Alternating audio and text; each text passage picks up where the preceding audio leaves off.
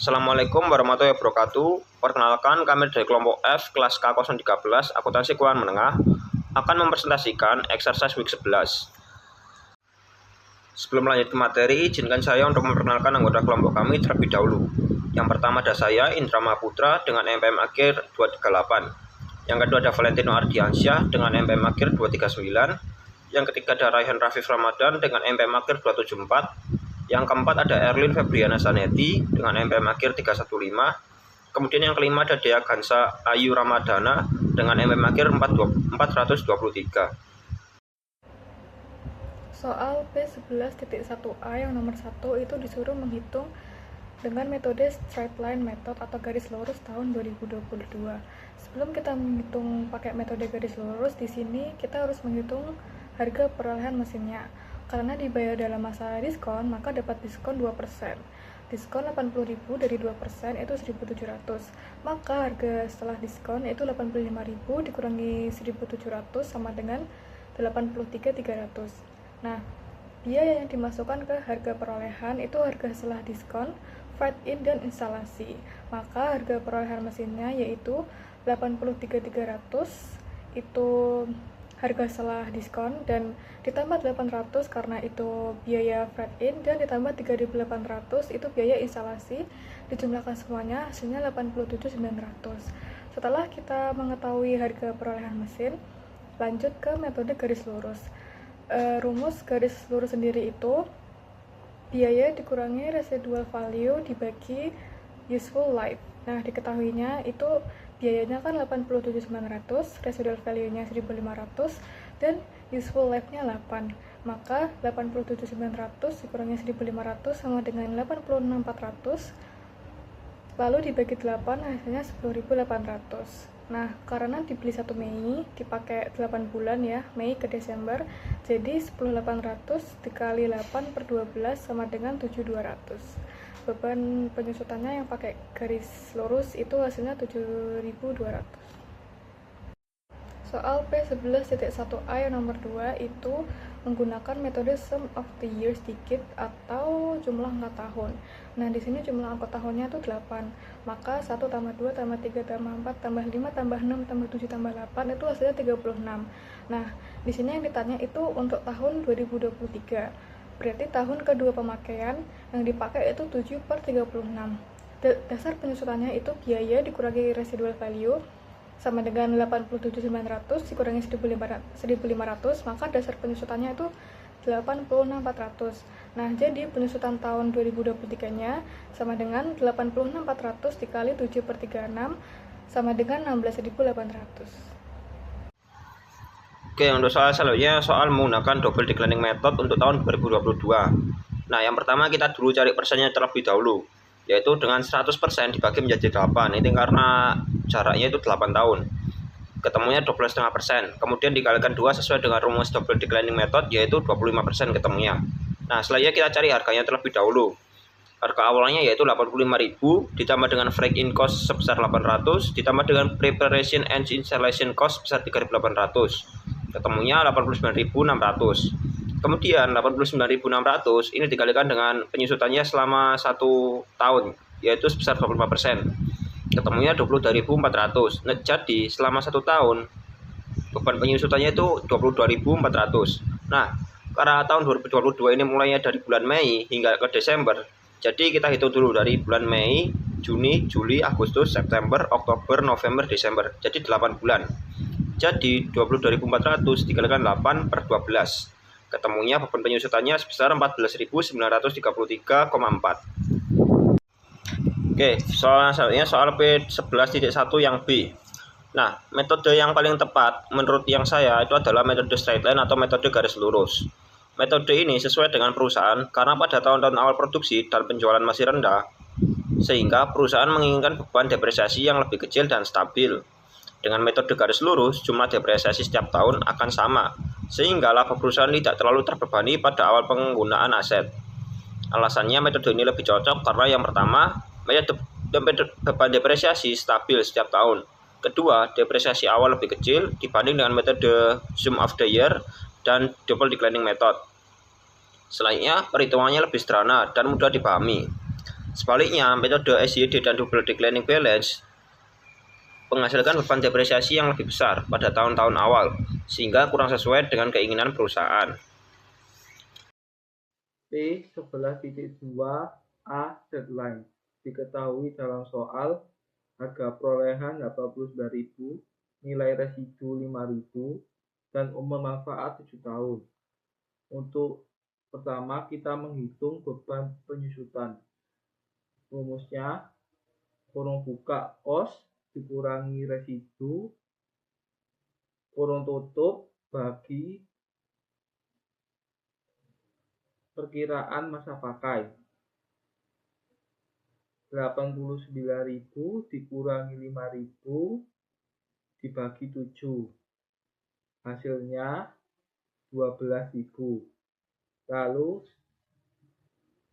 dari hasil 12.000 tersebut sesuai yang ada di tabel. P11.2 soal P units of output.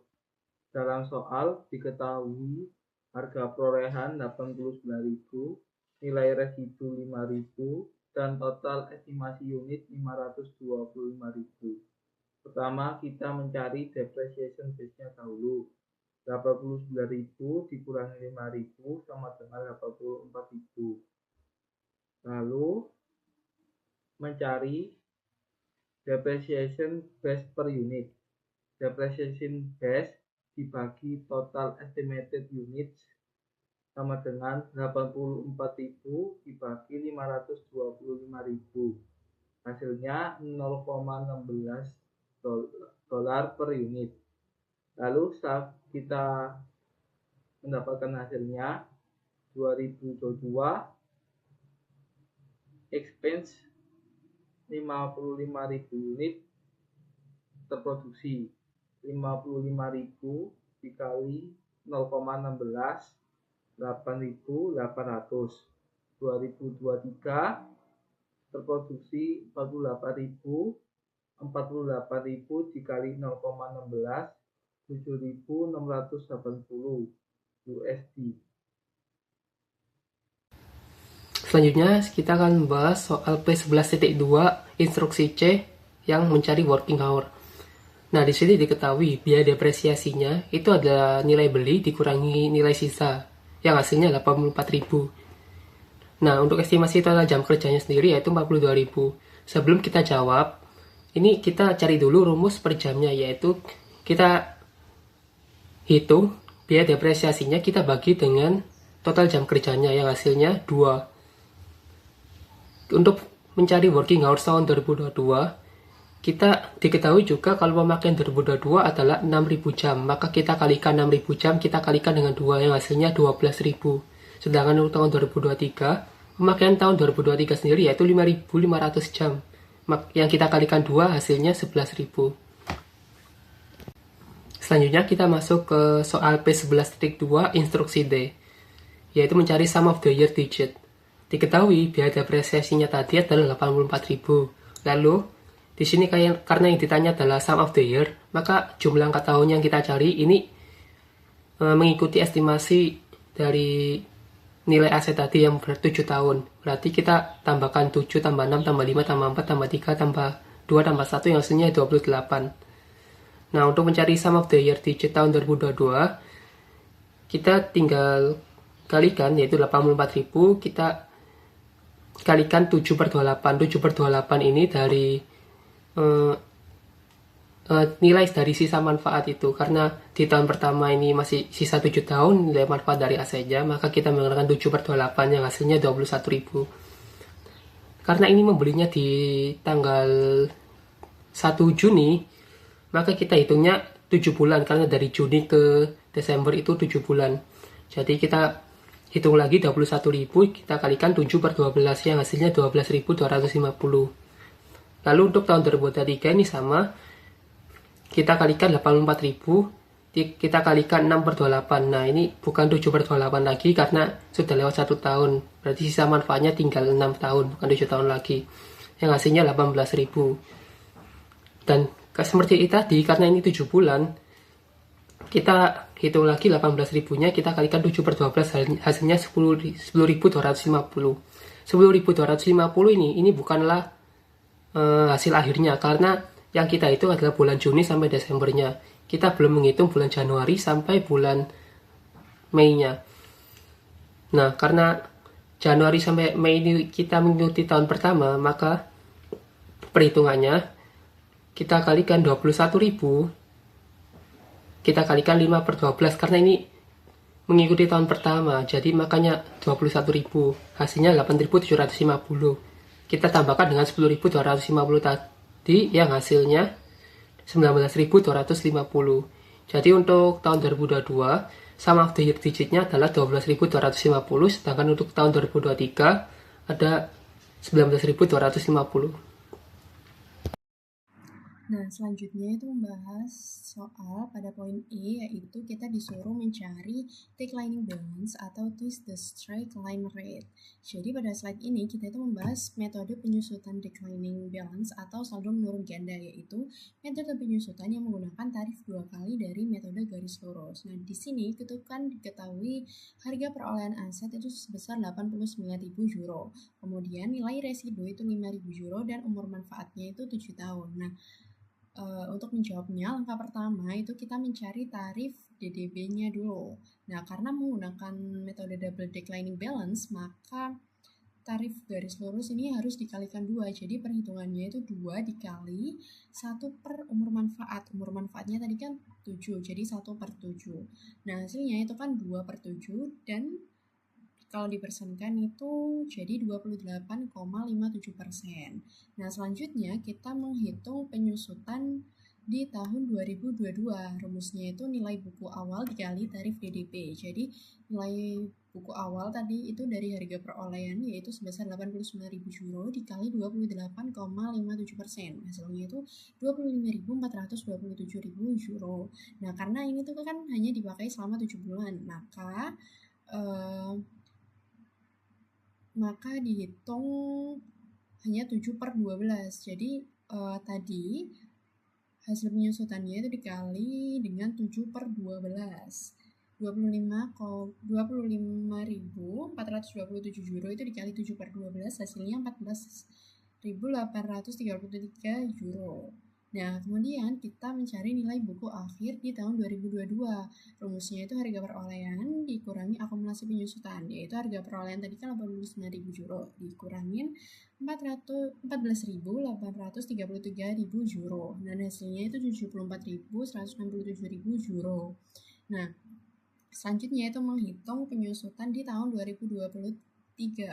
Nah, rumusnya itu nilai buku awal dikali tarif DDB. Nah, nilai buku awal itu menggunakan nilai buku akhir dari 2022 tadi. Jadi kan 74.167 euro itu dikali 28,57% tarif DDB tadi.